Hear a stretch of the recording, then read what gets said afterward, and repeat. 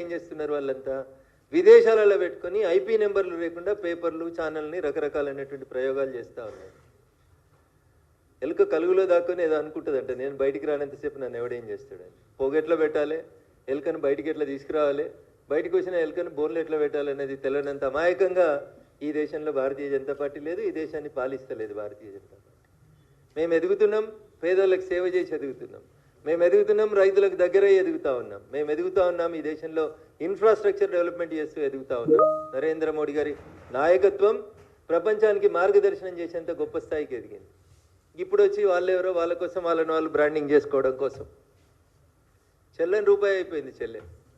చెల్లని రూపాయిని బ్రాండింగ్ చేసుకుంటుంది. అంతే. కవితను ఎవరు అడుగుతున్నారు? కవిత 2019 ఎంపీ ఎన్నికలలో ఓడిపోయింది. ఓడిపోయిన తర్వాత కవితకి ఏమున్నది? 5 ఏళ్ళు అధికారంలో ఉన్నప్పుడు మీరు ఏం చేసినారని చూసే నిజామాబాద్ ప్రజలు మిమ్మల్ని ఓడగొట్టిండ్రు. ఇంకా కవితకి ఏమున్నది అక్కడ? ఏం లేదు. కష్టపడేదో నాన్న ప్రేమనో కొట్లాడనో ఏడ్చుతోటో ఎమ్మెల్సీ తెచ్చుకున్నారు. ఇవాళ చెల్లకుండా పోయినటువంటి కవిత గారు జనబాహల్యం లోపల పోటీ చేస్తే ప్రజలు ఆదరిస్తలేరని చెప్పి వచ్చి సెల్ఫ్ బ్రాండింగ్ పంచాయతీ తప్పితే ఏముంది ఇందులో? ఏం గొప్ప చేసిందని కవిత? బతుకమ్మ ఆడినా, తెలంగాణ భావ వ్యాప్తి చేసిన చెల్లె నువ్వు ఉట్టే కంటే ముందు నుంచి ఉంది కదా బతుకమ్మ. నిజాం సర్కరోడు మా ఆడబిడ్డల్ని చీరలు ఇప్పించి బతుకమ్మ ఆడిరనే పంచాయతీ తెలంగాణ ఉద్యమ చరిత్రలో ఉంది కదా. చెల్లె బతుకమ్మ ఆడితే బతుకమ్మ, బతుకమ్మ ఆడకపోతే బతుకమ్మ కాదనేది ఎవరు చెప్పారు? So there is no brand for Kavitha, no brand for KTR, nothing is there for TRS.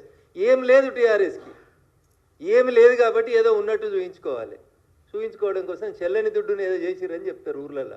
పక్కా తెలంగాణ భాషలు చెప్పాలంటే, కేసీఆర్ గారి భాషలు చెప్పాలంటే అది చెల్లని దుడ్డు, చెల్లని రూపాయి. చెల్లని రూపాయికి బ్రాండింగ్ చేసుకునేటువంటి ప్రయత్నము, దానికి మీడియా లోపల స్పేస్ మేమే ఉండాలి. అయితే మా అన్న ఉండాలి మీడియాలో, లేకపోతే నేను ఉండాలి, మా పార్టీ ఉండాలి, ఇతరులు ఎవరు ఉండొద్దు, ఇతరుల గురించి చర్చ జరగవద్దు. ఈ చెల్లని రూపాయల పంచాయతీలను తీసుకొని వచ్చి దానికి ఏదో గొప్పగా చేసుకుంటూ వస్తారు. ఏం చేసింది కవిత? నేను స్ట్రైట్గా అడుగుతున్నా. ఈ అమరుల కుటుంబాన్ని పరామర్శించిందా? ఈ అమరుల కుటుంబాన్ని ఆదుకున్నావా? అరే మా జిల్లాలో నాలుకల్ మండలం లోపల ఒక సోదరుడు చచ్చిపోయాడు.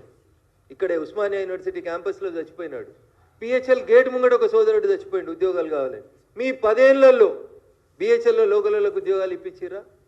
నాలుకల్లో చచ్చిపోయినటువంటి కుటుంబాన్ని ఎన్నడన్నా పరామర్శించిర్రా?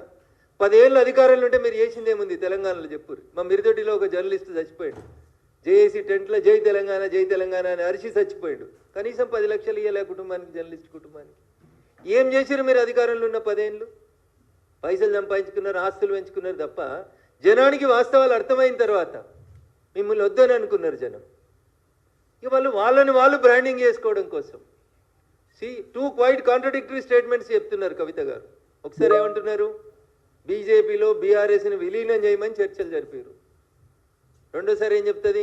మా పార్టీకి ఒకడే ఒక నాయకుడు కేసీఆర్. మరి కేసీఆర్ గారిని బయటకు వచ్చి చెప్పమని. అవును నేను చర్చలు జరిపినా, నేను విలీనం చేద్దాం అనుకుంటున్నా, చెప్పురు అట్లాంటివి ఏమన్నా ఉంటే. మళ్ళీ ఒకసారి ఏమంటుంది? మేము విలీనం చేసుకోవడానికి మేము సిద్ధంగా లేము. టీఆర్ఎస్ పార్టీ పుట్టిన 2001 నుంచి 2 నిమిషాలు మీకు గుర్తు చేస్తాం. 2004 ఎన్నికలు వచ్చినాయి. 2001లో టీఆర్ఎస్ పుడితే 2004లో ఎవరితో పొత్తు పెట్టుకుందన్న టీఆర్ఎస్ పార్టీ? కాంగ్రెస్ తోటి పొత్తు పెట్టుకుంది. గులాం నబీ ఆజాద్ గారితో పాటు పిసిసి అధ్యక్షుడు వాళ్ళ ఇంటికి పోతే 2004లో పొత్తు పెట్టుకుని రాష్ట్రంలో కేంద్రంలో 2 చోట్ల మంత్రులు ఉన్నది టీఆర్ఎస్ ప్లస్ కాంగ్రెస్. ఆ తర్వాత 2009 వచ్చిందన్న. 2009 రాగానే క్వైట్ కాంట్రడిక్టరీ. అప్పటిదాకా తిట్టిన సిపిఎం తోటి పొత్తు పెట్టుకున్నారు, సిపిఐతో పొత్తు పెట్టుకున్నారు, తెలుగుదేశం పార్టీతో పొత్తు పెట్టుకున్నారు, మహాకూటమి అని చెప్పి పొత్తు పెట్టుకున్నారు. పొత్తులు మీరే పెట్టుకుంటారు. 2004లో ఒక పొత్తు, 2009లో ఒక పొత్తు, 2014 తెలంగాణ వచ్చింది. ఏం చేసిర్రు? మేము విలీనం చేస్తాం, మాకు దర్శనం ఇస్తే చాలు, మమ్మల్ని కాళ్ళు మొక్కనిస్తే చాలు, మొత్తం కాందాని వస్తామని పోయిర్రా పోలేదా? దండం పెట్టిర్రా పెట్టలేదా? ఫోటోలు దిగిర్రా దిగలేదా? పొత్తులు మీరే పెట్టుకుంటారు, విలీనాలు మీరే చేసుకుంటారు, మీరే ప్రకటనలు చేసుకుంటారు, మీరే ఆలింగనాలు చేసుకుంటారు. పోనీ ఎన్నడన్నా బీజేపీ తోటి మీకు మాకు ఏమైనా పొత్తుందా? ఇవాళ ఈ రాష్ట్రంలో భారతీయ జనతా పార్టీ ఒంటరిగా ఎదుగుతున్న బీజేపీని ఇచ్చేసేందుకు చెత్త పంచాయతీలు, చెత్త స్టోరీలు తప్ప ఏముందన్న అందులో? ఎవరు అడిగారు నేను విలీనానికి? ఎవరు అడిగారు నేను పొత్తు పెట్టుకోమని? నీతో పొత్తు పెట్టుకోవాల్సిన అవసరం మాకేముంది? 2014 నుంచి 2018 మీ నాయన పరిపాలన తర్వాత 19 ఎన్నికలనే మేము 4 ఎంపీలు గెలిచిన వాళ్ళం. 2019 ఎన్నికలలోనే 4 ఎంపీలు గెలిచినాం. 24 వచ్చేసరికి 4ను 8 చేసుకున్న వాళ్ళం మేము. సో భారతీయ జనతా పార్టీ సొంతంగా ఈ రాష్ట్రంలో తన కాళ్ళ మీద తాను నిలబడుతున్నప్పుడు మమ్మల్ని ప్రత్యక్ష యుద్ధంలో గెలవడం చాతగానోళ్ళు, అశ్వత్థామ అథో నరో కుంజరో అన్నట్టు సాటుకుంటే అందరు కలిసి ఆలింగనాలు చేసుకొని ఎవరికి పైసలు ఇస్తున్నారు, ఎవరెవరితోటి రాపిస్తున్నారు, ఎవరెవరు ఎందుకు రాస్తున్నారు, ఇవందరి ఉద్దేశం భారతీయ జనతా పార్టీ తెలంగాణలో ఎదుగుదలను ఆపాలి. ఇది అయ్యేది కాదు, అది పోయేది కాదు. మేము చాలా స్పష్టంగా ప్రజల మనసులు గెలుచుకొని ఓట్లకు పోతున్నాం తప్ప మేము పైసల పంచాయతీ చేస్తలేము. మీ దగ్గర మస్తు పైసలు ఉన్నాయి, మస్తు పైసలు ఇచ్చిర్రు. 2023 డిసెంబర్ ఎన్నికల ఫలితాలని తారుమారు చేసుకునేందుకు ప్రయత్నం చేసిర్రు, జనాలని మభ్య పెడదామని చూసిర్రు. పైసలు గెలిపి ఎప్పుడు కూడా ప్రజలకి సేవ చేసేటోళ్ళు గెలుస్తారు తప్ప పైసలు ఇచ్చేటోళ్ళు కాదు. అందుకని ఈ పొత్తుల పంచాయతీలు, విలీనాల పంచాయతీలు, భారతీయ జనతా పార్టీతో బీఆర్ఎస్ పొత్తు విలీనం ఇట్లాంటి చర్చ ఏ రోజు జరిగిందని నేను అనుకుంటలేను.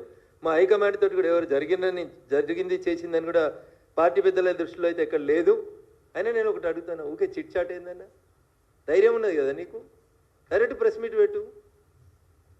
చిట్ చాట్ ఏంది అంటే మీడియా మిత్రులు ఏదో గోల్మాల్ చేస్తుందిక.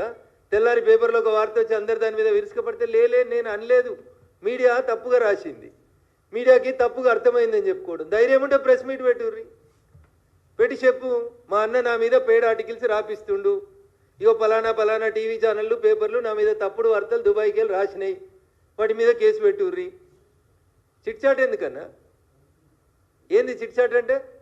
తప్పించుకుందానికి మార్గమా? ఆ పేపర్ వాళ్ళు తప్పు రాసిరు, ఆ పేపర్ వాళ్ళకి నా భాష అర్థం కాలేదని చెప్పుకోవడానిక? Put on paper. నాయనకే ఉత్తరం రాయగలిగిన దమ్ము ధైర్యం ఉన్న వాళ్ళం మనం, మస్తు 100 ఉత్తరాలు రాసిన వాళ్ళం మనం.